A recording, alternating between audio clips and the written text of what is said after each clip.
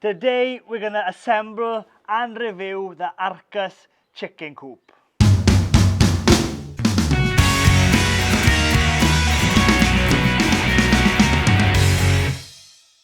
Hello, I'm Griffiths. Welcome to Gwynedd Griffith. Here we do everything beekeeping, farming, countryside living, and we do reviews as well. Now today we've just taken delivery of the Arkus chicken coop and we're going to bring it down to site, assemble it. There's a little bit of assembly, hopefully that's going to be quite easy to do, and then later on in another video we'll get some quails and we'll see if they like their new home. Anyway, let's start building.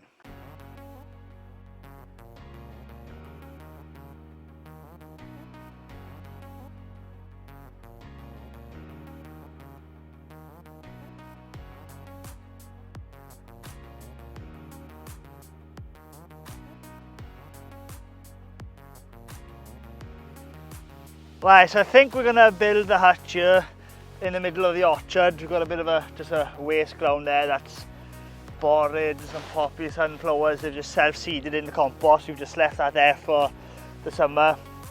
And the beauty with this hutch or coop is you can move this around. So I'm going to build it here and possibly move it later on. Let's start building.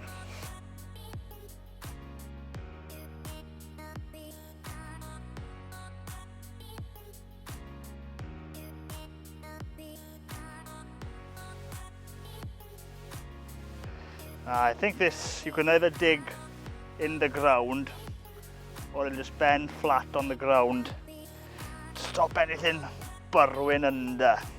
So it must be like that. I'll just bend this back. I don't really want to dig it in the ground because we want to be able to move it, but yeah, that's going to be dig proof, then nothing's going to be able to dig in there because the mesh is in the way. Right there, get the box on.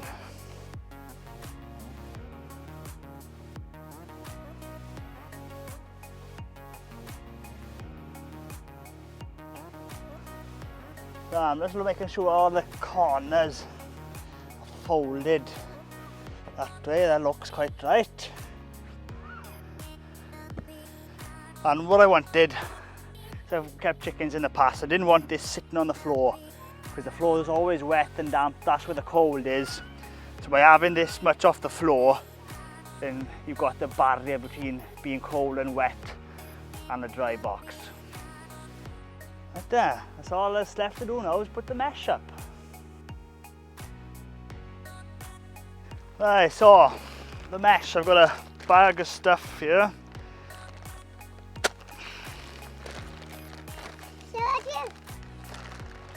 So we've got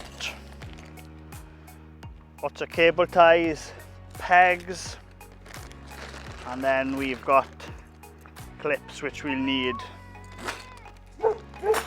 So I think I'm gonna sort the mesh out first. So we just found the midpoint on this mesh. That's very important because you want this to balance out. We're gonna line that up in the middle. So we're just lining that bit of tape now in the middle, and that's pretty central. Safe to cable tie this in now.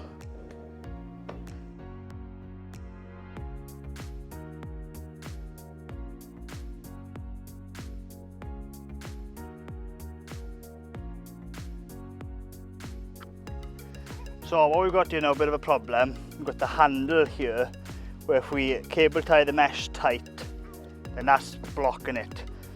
And if I bring that to the other side, that's just bending it too much. So what I'm going to do, I'm going to cut this piece here, which will allow me the full access and the mesh being tight.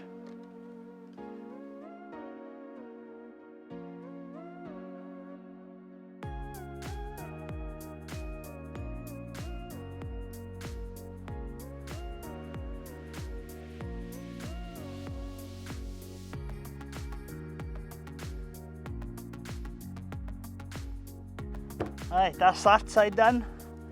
Now do the end.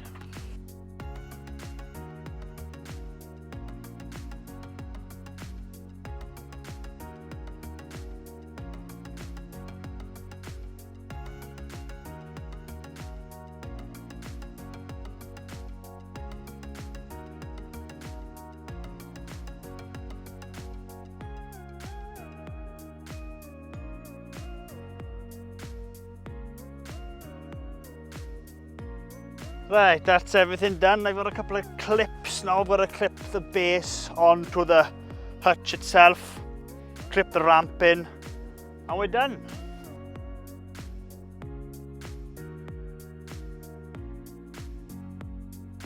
So in fairness, this Coop has been quite easy to assemble it really. But I've got a little pin that I've got to put through there, and the hole is just 1/2 mil wrong. So I'm just going to drill it again to make sure this fits perfect.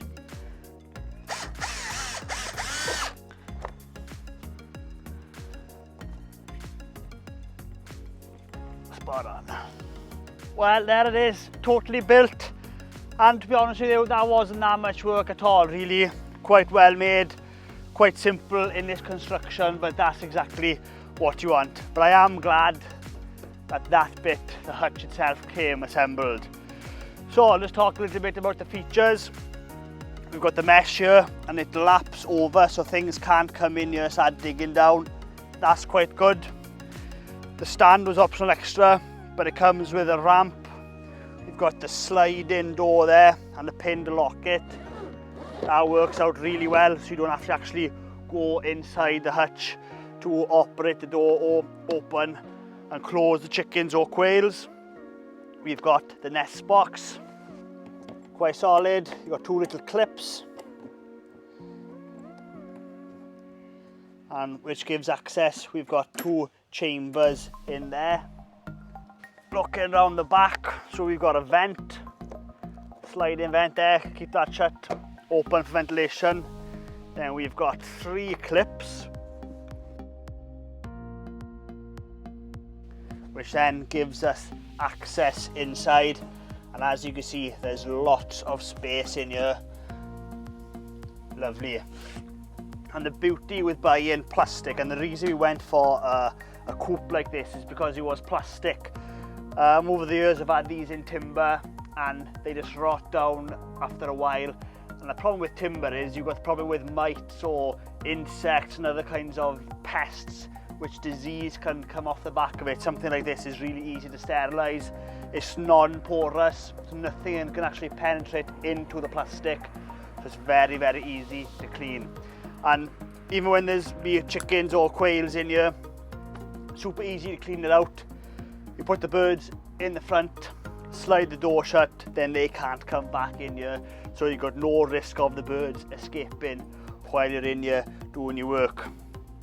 I did buy as an optional extra another stand from the sleep on, so I got one for both sides. Really like that. A moth had come with it by the looks of it, and everything's just simple. Obviously building something like this is another story. I don't think I'd be able to build one like this with all the clips and the holes and everything's got to be spot on. But yeah, fair play, they've done a good job. This is a very good design.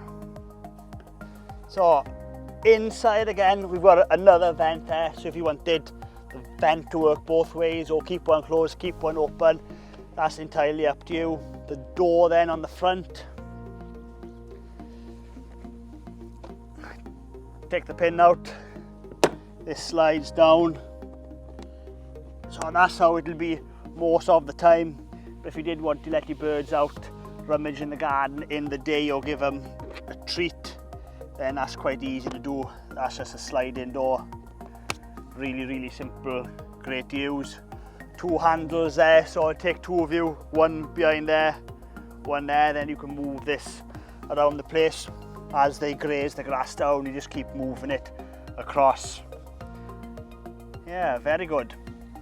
Now what I've got behind, just out of shot, I've got actually an extension for this, which we purchased as an optional extra as well. So we can extend this run out by the same distance again if we wanted to. So for now, I'm just going to leave it as it is. If I find the birds when I get them, they need a bit more space, I'll put the extension on. And that's all you do.